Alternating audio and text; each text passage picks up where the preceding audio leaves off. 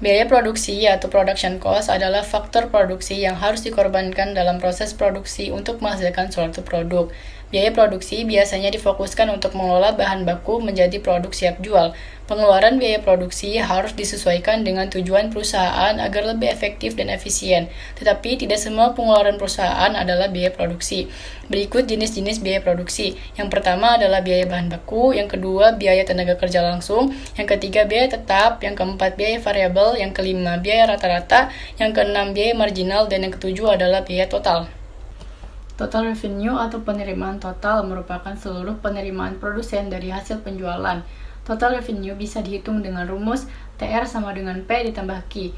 TR adalah total revenue, P adalah price atau harga, Q adalah quantity atau jumlah.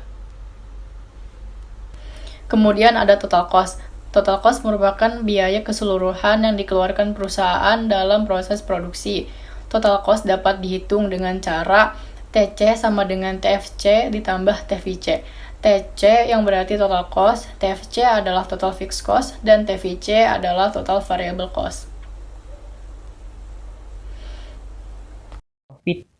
Profit atau yang paling kita sering kenal dengan laba adalah hal yang menggambarkan manfaat finansial yang diwujudkan ketika pendapatan atau yang kita hasilkan dari aktivitas bisnis melebihi biaya produksi, melebihi ongkos, pajak, dan hal-hal yang terkait untuk menunjang perusahaan tersebut. Kemudian, laba ini dibagi menjadi 3 macam laba utama, yaitu laba kotor, laba operasional, dan laba bersih. Laba kotor adalah laba yang diperoleh perusahaan setelah dikurangi biaya yang terkait dengan pembuatan, penjualan produk, dan biaya yang terkait dengan penyediaan layanan. Kemudian ada laba operasional. Perusahaan memiliki berbagai macam biaya tidak langsung yang juga akan mempengaruhi laba ini. Beberapa biaya tidak langsung itu sering tidak dilaporkan, termasuk penelitian, pengembangan, biaya kampanye, administrasi, dan lain-lainnya. Kemudian ada lagi yang dinamakan dengan laba bersih. Apa itu laba bersih? Laba bersih ini biasa digunakan untuk akhir-akhir. Ini digunakan untuk menganalisis laporan laba rugi dengan cara bagian terakhir dari laporan laba rugi dan laba bersih perusahaan setelah memperhitungkan semua biayanya. Kemudian ada yang dinamakan dengan unsur pengeluaran biaya produksi. Apa itu unsur pengeluaran biaya produksi? Unsur pengeluaran biaya produksi adalah unsur-unsur yang akan menjadi faktor pengeluaran biaya produksi, seperti bahan baku, bahan-bahan pembantu atau penolong, upah tenaga kerja, penyusutan peralatan produksi, uang modal, dan uang sewa. Biaya penunjangan seperti biaya pemeliharaan, biaya listrik, ataupun administrasi. Kemudian biaya pemasaran, dan salah satunya lagi adalah biaya pajak.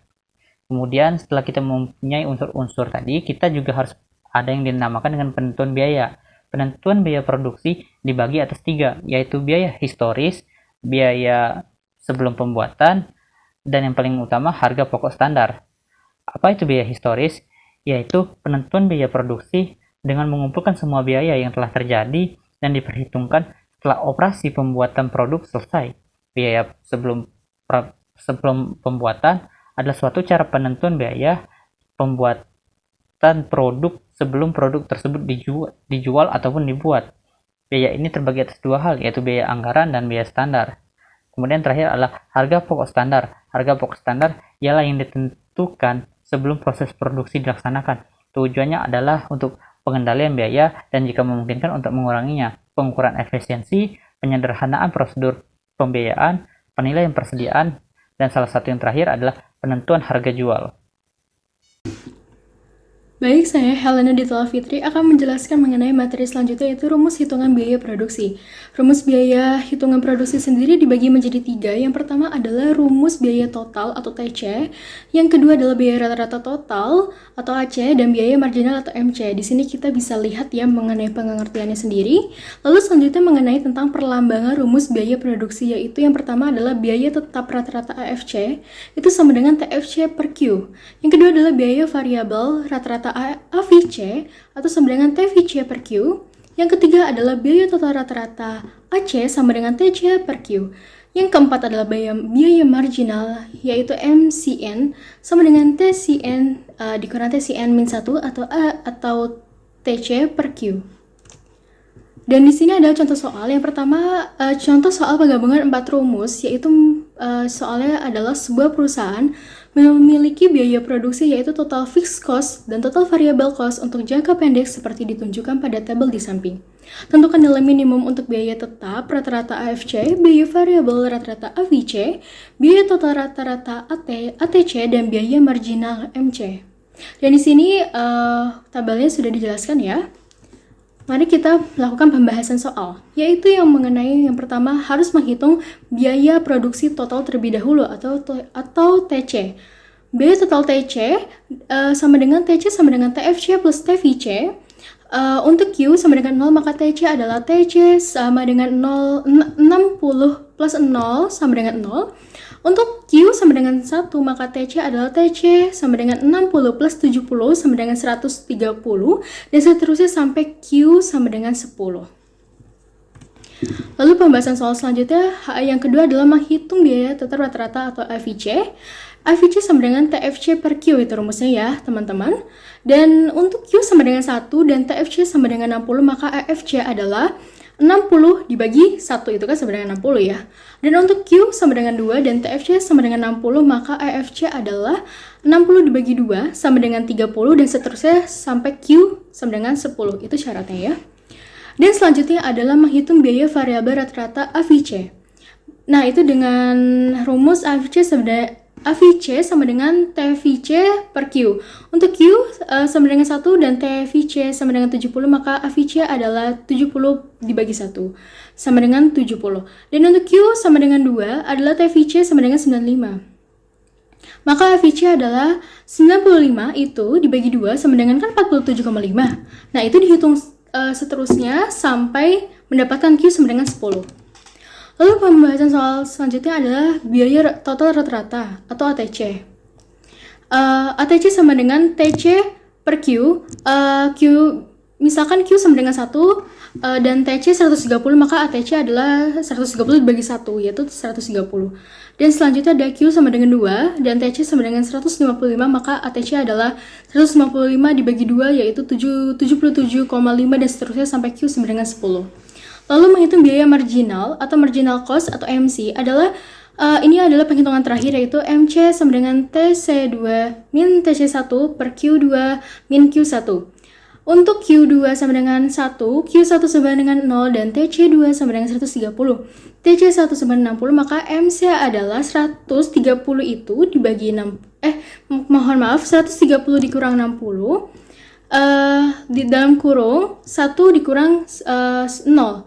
Nah, itu hasil 70. Dan untuk Q2 itu sama dengan 2, dan Q1 sama dengan 1, dan TC2 sama dengan 155, dan TC1 sama dengan 130, maka MC-nya adalah 155 dikurang 130 dibagi 2 min 1, sama dengan 25, dan seterusnya.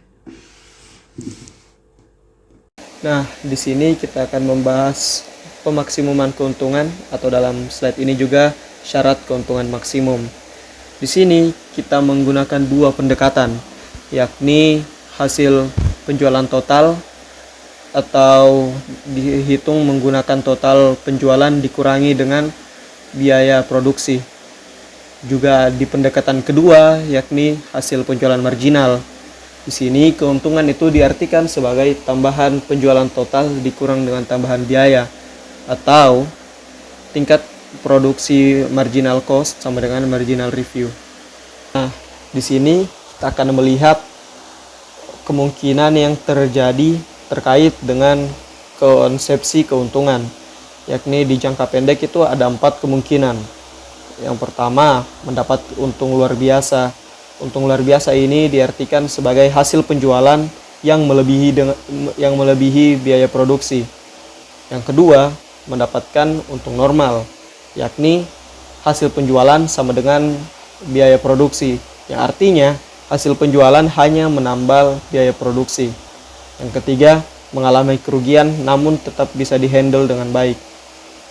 Yang keempat, yang terburuk, yakni perusahaan dengan terpaksa karena merugi harus menutup perusahaannya atau harus membubarkan perusahaannya. Kemudian jika kita melihat jangka panjang, jika suatu perusahaan untung, maka akan banyak perusahaan-perusahaan lain yang akan masuk di industri serupa yang akan berbuntut dengan penurunan harga. Yang kedua, jika yang terjadi malah kerugian, maka kerugian itu akan mendorong perusahaan untuk mundur dari industri tersebut. Kemudian kita masuk ke konsep atau 3 fungsi biaya produksi. Yang pertama itu ada biaya tetap total atau total fixed cost. Yang kedua ada biaya rata-rata atau average fixed cost. Dan yang terakhir ada biaya marginal. Di sini rumusnya bisa dilihat ya. Hai, sekarang aku mau nerangin tentang skala ekonomi. Jadi skala ekonomi adalah teori yang menggambarkan menurunnya biaya produksi per unit di suatu perusahaan dibarengi dengan meningkatnya volume produksi. Jadi skala ekonomi itu terdapat 2 jenis. Yang pertama ada skala ekonomi internal dan yang kedua itu ada skala ekonomi eksternal. Yang pertama itu skala ekonomi internal, yaitu real yang bertambah ke perusahaan semuanya itu karena perusahaan itu sendiri, jadi tanpa campur tangan perusahaan lain, jadi pure 100% karena emang perusahaannya sendiri. Nah, di sini ada 6 jenis skala ekonomi internal, contohnya adalah teknis manajerial, pemasaran, keuangan, komersial, dan jaringan. Sekarang aku bakal jelasin yang skala ekonomi eksternal. Jadi skala ekonomi eksternal adalah real yang bertambah ke perusahaan dengan dorongan perusahaan lain, jadi di luar perusahaan itu tersendiri. Ada 4 jenis skala ekonomi eksternal. Yang pertama adalah infrastruktur, yang kedua adalah spesialisasi, yang ketiga adalah inovasi, dan yang terakhir adalah ekonomi. Sekarang aku bakal ngejelasin tentang skala disekonomi. Jadi skala disekonomi adalah ketidakuntungan perusahaan saat meningkatkan produksi, dan itu akan berdampak pada profitabilitas. Biasanya terjadi kepada perusahaan yang telah mencapai skala efisien minimum. Dan ketika perusahaan ini tetap menaikkan biaya penjualan per unit, maka secara tidak langsung ia akan kehilangan banyak customer karena customernya akan memilih perusahaan lain dengan bidang yang sama namun dengan harga yang lebih murah. Sama seperti skala ekonomi, jadi di skala disekonomi ini juga terbagi menjadi 2 hal. Yang pertama ada skala disekonomi internal dan yang kedua ada skala disekonomi eksternal. Aku bakal bahas yang internal dulu. Jadi yang skala disekonomi internal biasanya terjadi karena faktor-faktor yang terjadi di dalam perusahaan itu sendiri, jadi tanpa campur tangan perusahaan lain. Biasanya ada 4 penyebabnya. Yang pertama itu ada infeksi birokrasi, yang kedua itu ada menurunnya efisiensi bekerja dari manajer dan para pegawai, ada duplikasi pekerjaan dan juga bisnis, sama yang terakhir itu ada meningkatnya biaya peraturan khusus. Terus yang kedua itu ada skala disekonomi eksternal. Nah, itu terjadi karena perusahaan di luar dari si perusahaan tersebut. Jadi perusahaan tersebut itu tidak punya kontrol sama sekali. Biasanya terjadi karena peningkatan biaya input dan eksternalitas negatif. Oke, di sini saya Irfan Fajri Irwanda akan menjelaskan tentang contoh soal menggunakan rumus yang sudah dijelaskan oleh teman-teman saya sebelumnya. Untuk nomor 1 akan digabungkan biaya tetap rata-rata dan biaya total rata-rata. Contoh soalnya yaitu pabrik furniture Irfan memproduksi 10 buah kursi. Bahan-bahan yang diperlukan yaitu bahan kayu seharga 800.000, bahan baku lain seharga 100, penyusunan mesin 150, upah 100, lalu gaji administrasi 50.000. Cara menjawabnya adalah kita harus terlebih dahulu kita harus mencari total fixed cost-nya dulu dengan cara menjumlahkan semua biaya yang tetap dalam produksi 10 kursi itu. Jadi dari data itu kita bisa harus menyusuti biaya tetapnya kan menggunakan penyusutan mesin tambah gaji administrasi yaitu total 200.000. Lalu karena kursi yang diproduksi itu 10 unit, maka tertulislah Q sama dengan 10 dan biaya total rata-ratanya yaitu penjumlahan dari biaya bahan setiap unit. Maka hasilnya menjadi 200.000 totalnya, menjadi 20.000 per unit. Lalu biaya tetap rata-rata dari Irfan Furniture adalah 20.000 akhirnya, dan biaya total rata-ratanya menjadi 120.000. Lalu yang kedua biaya marginal. Contoh soalnya, jika perusahaan menambah output sebanyak 2 unit, lalu mengakibatkan pertambahan biaya total sebesar 72.000, maka biaya marginalnya yaitu tinggal dibagi 2